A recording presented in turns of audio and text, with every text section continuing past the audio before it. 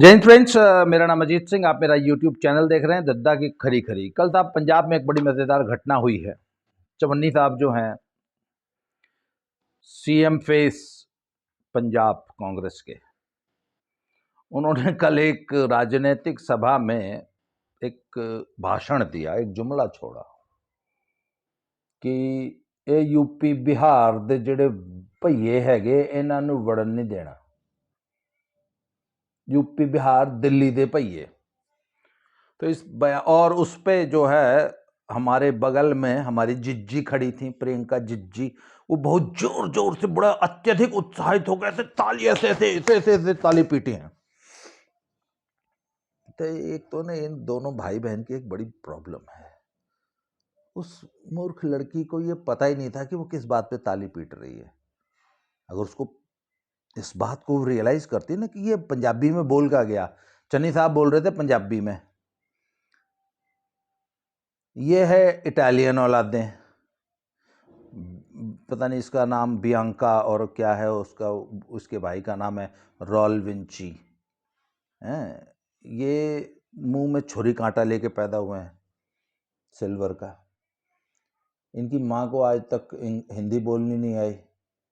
ये काम चलाओ से हिंदी बोल लेते हैं, इनको समझ नहीं आती पंजाबी है, क्या समझेंगे।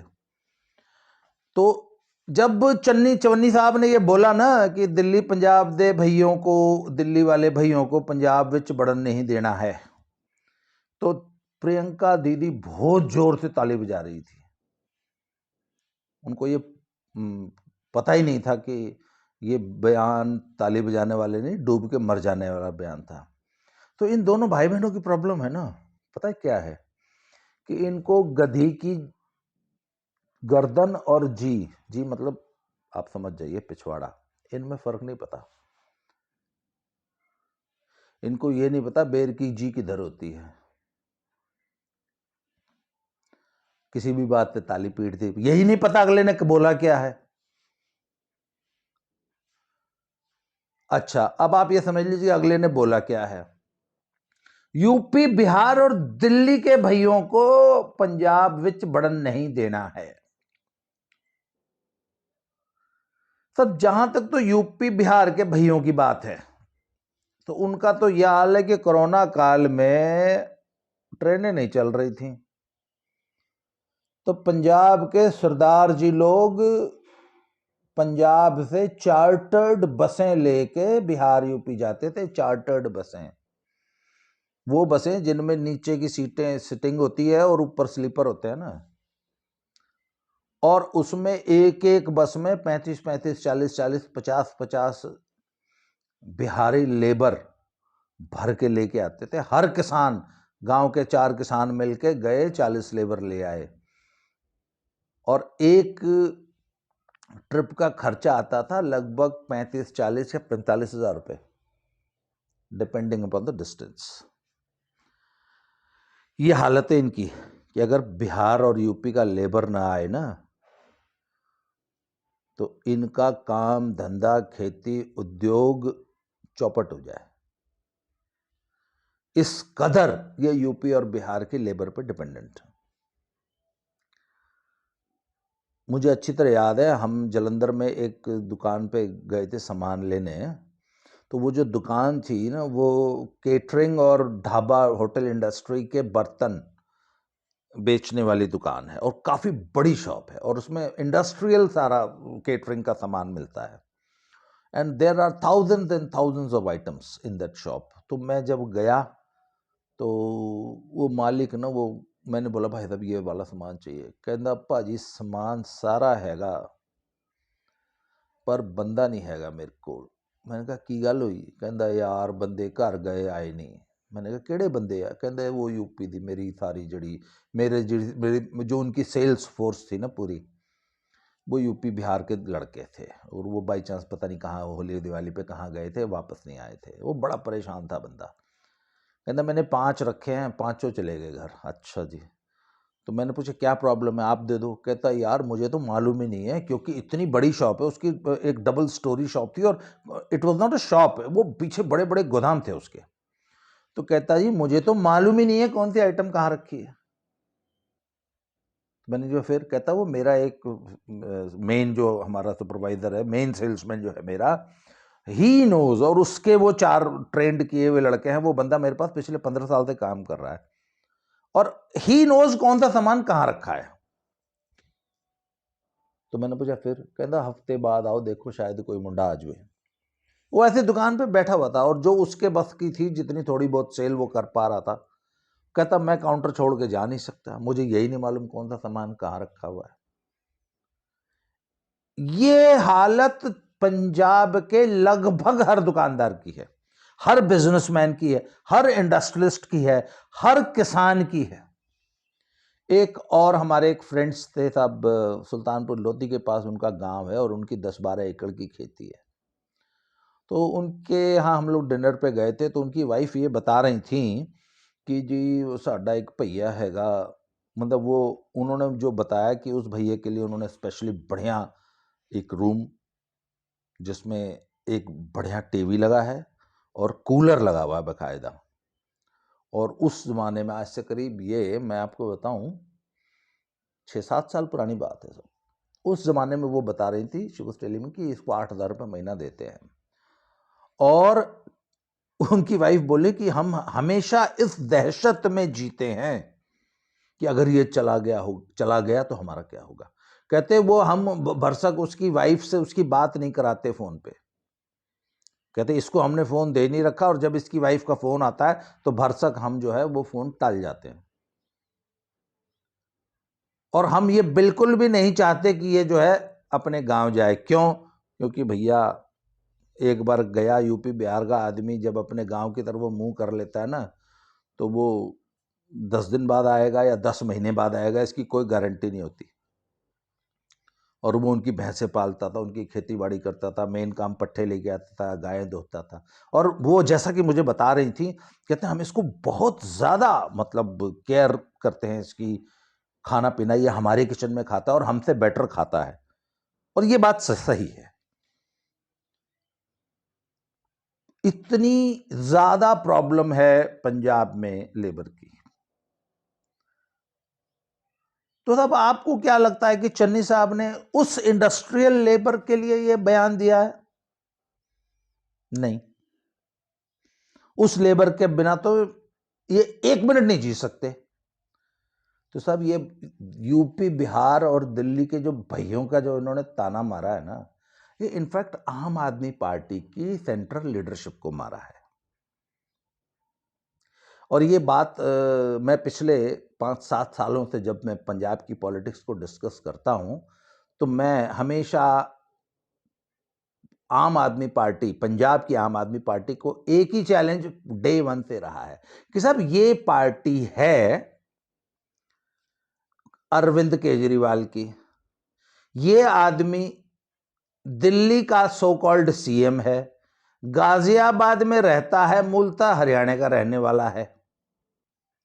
और इसकी जो पूरी की पूरी लीडरशिप है, जो इसकी जो बी टीम है, वो पूरी की पूरी यूपी बिहार बेस्ड है।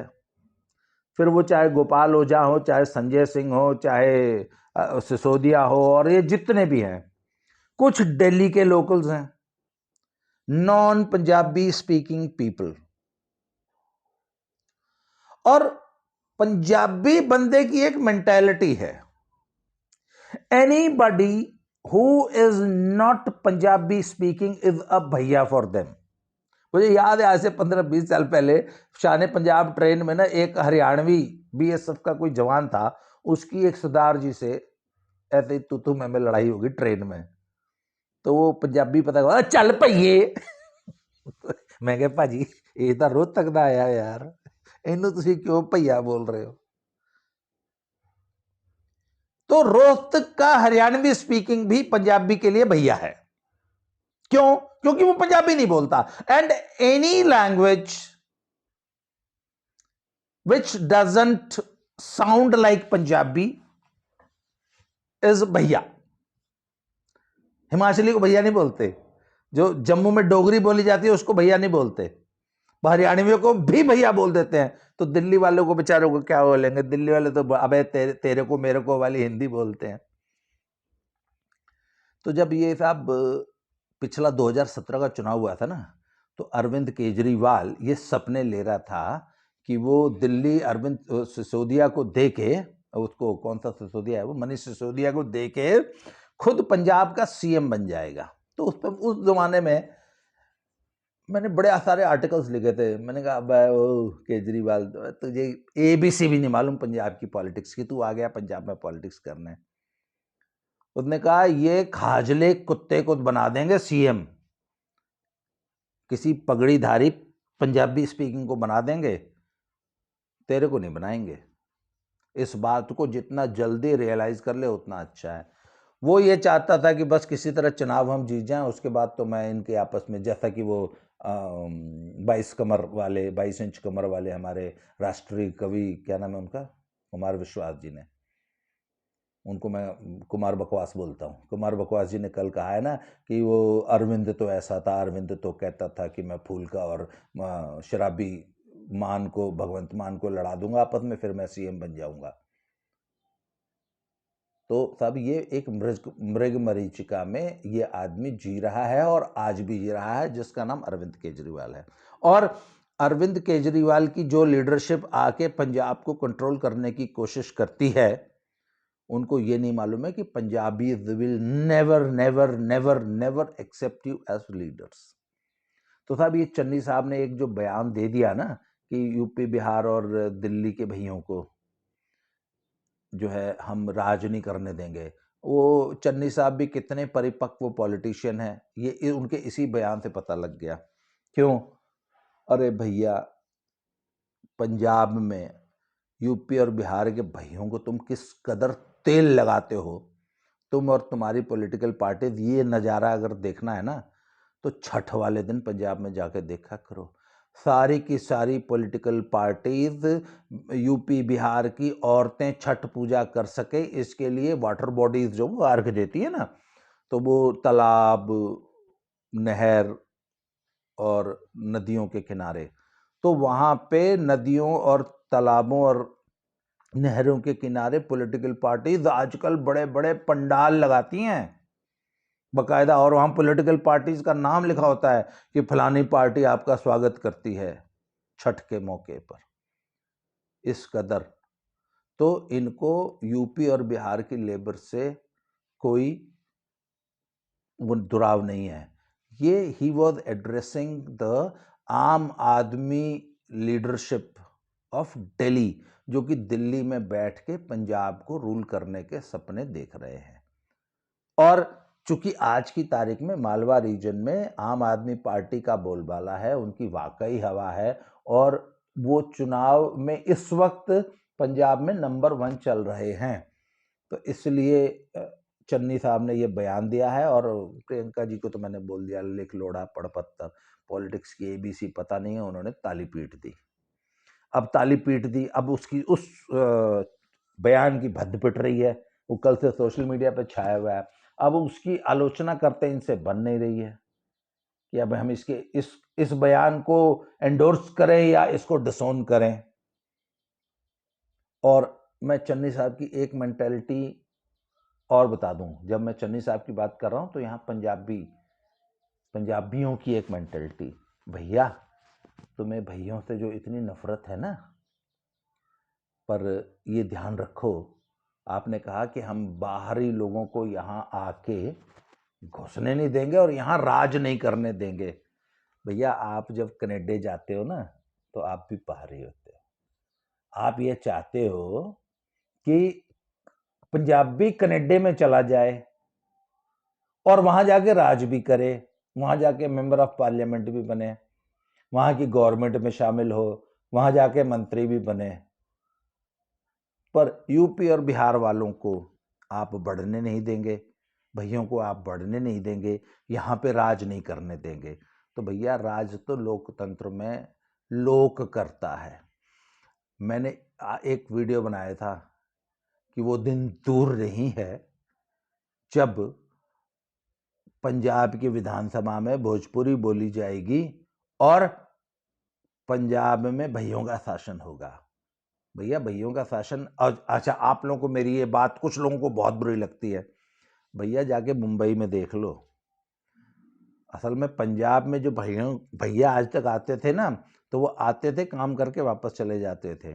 पर पिछले 20 सालों में डेमोग्राफी इस तरीके से चेंज हो रही है कि अब जो भैया है ना यूपी का, बिहार का, वो पंजाब में मकान लेता है, छोटा सा एक प्लॉट लेके घर बनाता है, उसके बच्चे वहीं के बॉर्न एंड ब्रॉट अप हैं, उसके पास वहाँ का राशन कार्ड है, उसके पास वहाँ का आधार कार्ड है, और वो वहाँ की वोटर लिस्ट में शामिल हो रहा है।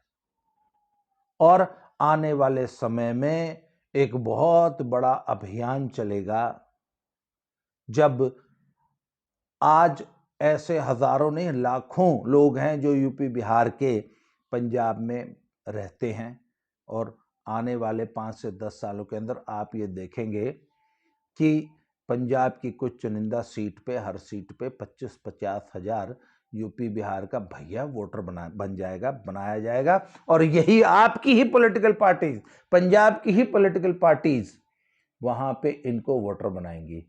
और आपको मालूम है ना, जिस सीट पे एक मुश्त है ना, एक मुश्त वोट देने वाला 5-10 हजार वोट हो जाए ना, वो सीट खतरे में पड़ जाती है। तो आने वाले 10 सालों बाद आप चाहे जितना रोक लो, जैसे आपकी गवर्नमेंट्स कनाडा में बन रही है ना, उसी तरह इन यूपी और बिहार वालों की गवर्नमेंट, इनके मंत्री, इनके विधायक, इनके कॉरपोरेटर्स आपके पंजाब में बनेंगे। सिर्फ 5 से 10 साल रुक जाओ। और चन्नी साहब, आपके बच्चों को तो कनाडा जाके बहुत मजा आ रहा है, वो तो यहाँ पे ताले लगा लगा के कनाडा जा रहे हैं। तो जब आप वहां जाओगे तो उस वैक्यूम को फिल करने कोई ना कोई तो यूपी बिहार से आएगा ना। तो इस सच्चाई को स्वीकार कीजिए, ये मूर्खतापूर्ण बातें वो भी चुनावी मंचों से बंद कीजिए। यूपी बिहार का लेबर आपके लिए एक रियलिटी है, उसको रियलाइज कीजिए, उसको एक्सेप्ट कीजिए। और ये प्रियंका गांधी जैसे मूर्ख नेताओं को बोलिए, कुछ राजनीति सीख के आए, किसी भी बेवकूफाना बात पे ताली पीटना बंद करें। पंजाब का चुनाव अब पका है, और कल तक रिपोर्ट आ जाएगी कि पलड़ा किसके पक्ष में भारी हो रहा है। और अब तक की जो रिपोर्ट है, और मुझे लगता है कि यूपी बिहार के इस बयान ने यूपी बिहार के भाइयों को नहीं बढ़ने देना है, इसका काफी सारा पॉलिटिकल डैमेज कांग्रेस को तो पक्का हुआ है। और अब ये बात किसके पक्ष में जाती है, और आज की जो मुझे रिपोर्ट्स मिल रही हैं, जैसे कि मैंने बताया था कि पंजाब में जो चुनाव है ना, वो वोटिंग से एक दिन पहले डिसाइड होता है। 18 की शाम को या 19 तक पता लगेगा कि वोट किसको जा रहा है। पर जहां तक मेरा अंदाजा है, और जो मेरा जो फीडबैक है, जो टैक्टिकल वोट शिफ्ट है वो अकाली दल के पक्ष में होने जा रहा है। और मुख्य लड़ाई में अब आम आदमी पार्टी और अकाली दल होने जा रहे हैं। मुझे लगता है कि कांग्रेस अब तीसरे नंबर पे खिसकने जा रही है। Wait and watch. 19 तारीख की शाम को एक्चुअल एकदम प्रिसाइज रिपोर्ट दूंगा कि ऊंट किस करवट बैठने जा रहा है पंजाब में। फिलहाल आप चुनावी माहौल का मजा लीजिए। सोशल मीडिया पे बहुत सारे वीडियोस तैर रहे हैं, उनको देखिए। आगे इसी तरह बात करते रहेंगे इस चुनावी माहौल में। आज के लिए इतना ही। बहुत बहुत धन्यवाद। Thank you very much.